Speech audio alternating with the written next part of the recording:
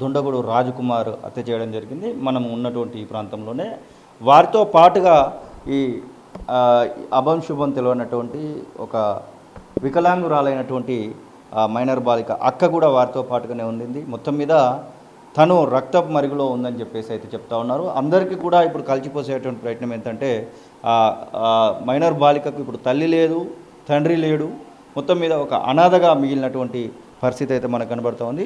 మనతో పాటుగా మైనర్ బాలిక పిన్ని మనతో పాటుగా మాట్లాడడానికి ఉన్నారు. అమ్మ, ఏంటి అసలు మీరు ఇక్కడికి వచ్చేసరికి ఎట్లాంటి సిచ్యువేషన్లో మీ అక్క మీ మీ మీ అత్తమ్మ ఉన్నారు? ఆన్ ది స్పాట్లో బాడీస్ లేవంట. ఇప్పుడు మా బయట మా బావగారు ఉన్నారు, ఇక్కడ పక్కకే. మా బావగారు వచ్చేసరికి కూడా ఇక్కడ లేవంట. ఒక చెత్త చాటలా ముదురుకొని వెళ్ళిపోయారు అని చెప్పేశారు మా బావగారు. అడ్డుకున్నా కూడా ఇక్కడ అంతా చేతులు, లేడీస్ మీద కూడా చేతులు వేశారు అని మా బావగారు చెప్పారు. మేము వచ్చేసరికి లేవు, మాకు మొత్తం అవన్నీ అడ్డుకట్టేసారు. పాపను కూడా ఎవరైనా సరే బ్రెడ్ ఉంటే ఇక్కడ చిన్నగా ఏదైనా ఉన్నా పురుగు ఉన్నా ఫస్ట్ మనం ఈ పాపను లేపుతాం.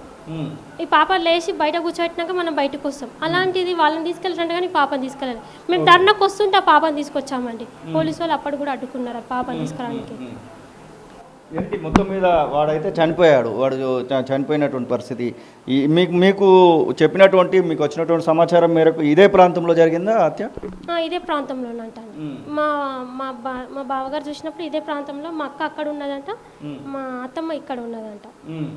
ఆ పాపని తీసుకుని ఆడవరకే అడుగులు ఉన్నాయి, మొత్తం లేవు కాళ్ళకి. మేము 3 రోజుల దాకా అట్లే పెట్టాము.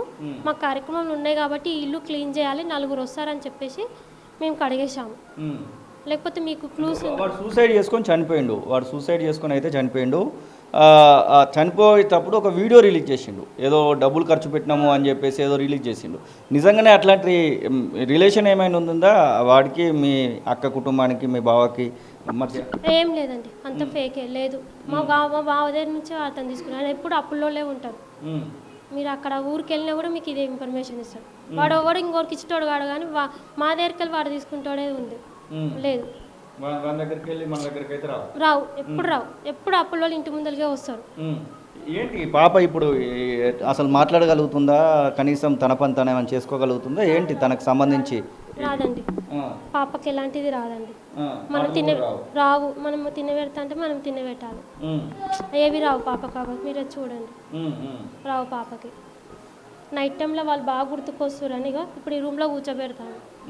వీళ్ళు ఎప్పుడు ఇక్కడే వండుకుంటారు, ఆ పాప ఇక్కడనే వండుకునేది. నైట్ టైంలో మా అత్తమ్మ బాగా గుర్తుకు రావడం, మా అక్క గుర్తుకు రావడం, అక్కడ పోదాం వాళ్ళని తీసుకొద్దాం, సమాధుల దగ్గరికి పోదాం అని వాళ్ళ బాబాయ్ని రాత్రి బాగా ఏడ్చింది. ఈ పాప 5కి వండుకుంది సార్. కొద్దిగా మీ మీడియా వాళ్ళు వచ్చాకనే లేవలేదు సార్ వాళ్ళకి చెప్పా. పాప నైట్ మొత్తం వండుకోలేదు, 5కి వండుకుంది.